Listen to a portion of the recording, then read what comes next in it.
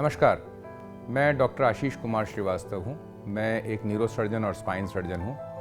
आज सिराजम कंपनी के सौजन्य से मुझे ये अवसर मिला है कि मैं आपसे रीढ़ की हड्डी और शरीर की नसों के संबंध में बातचीत करूँ।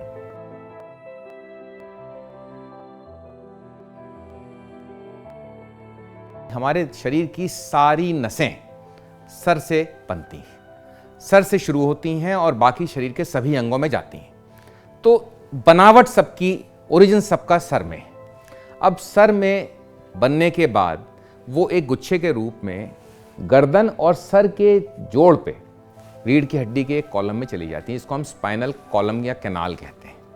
उस स्पाइनल कॉलम के अंदर जब जाती हैं नसें तो एक मोटी सी नस होती है और हर जोड़ पे जहाँ पे एक के ऊपर एक ब्लॉक रखा हुआ है वहाँ से एक नस निकलती है और उससे संबंधित अंग में चली जाती है। तो इन सब का संबंध आपस में है। हमारी नसों का काम है हमारे दिमाग में जो भी विचार हैं, जो भी हम समझते हैं, सोचते हैं, निर्धारित करते हैं या चाहते हैं या जो हम लोग अनुभव करते हैं, इमोशंस हैं हमारे जो, उसका आदेश निर्देश बाकी शरीर में जाए। तो ये जो आदेश निर्देश है, इसके लिए पहला तो ये रूट हो गया कि दिमाग का आदेश निर्देश बाकी अंगों में जाना है ताकि वो अपने हिसाब से काम कर सके जैसा हमारा दिमाग चाहता है या जैसा हम चाहते हैं। लेकिन इन सब काम को करने के लिए हमको एफिशिएंसी या कोऑर्डिनेशन भी चाहिए। अब हमारे दिमाग ने कहा कि भैया इसी सामान उठा लो टेबल से।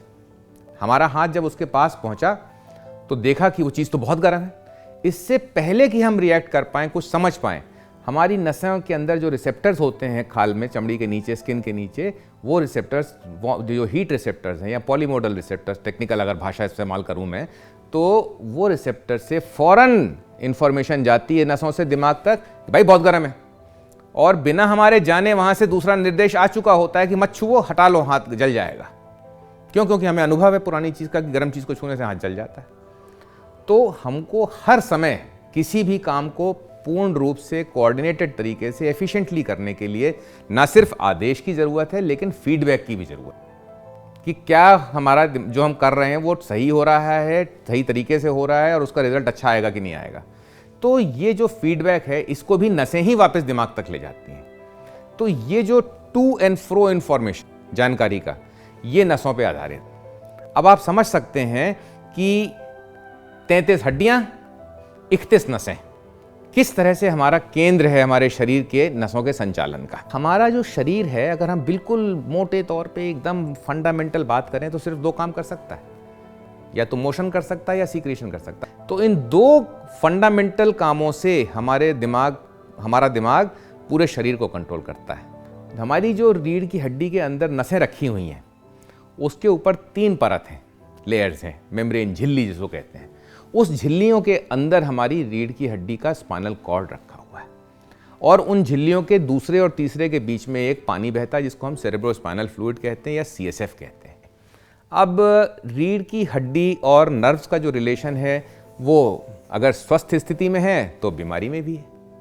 अगर कोई रीढ़ की हड्डी में या रीढ़ में कोई हमको दिक्कत आएगी तो उसका दुष्प्रभाव नसों पे भी पड़ेगा, उसका बुरा रिजल्ट जो है नसों पे भी दिखाई, क्योंकि जहाँ पे नस जा रही है या स्पाइनल कॉर्ड जा रही है वो सारी हड्डी, लिगामेंट, जॉइंट्स, इन सब चीज़ों से घिरा हुआ है।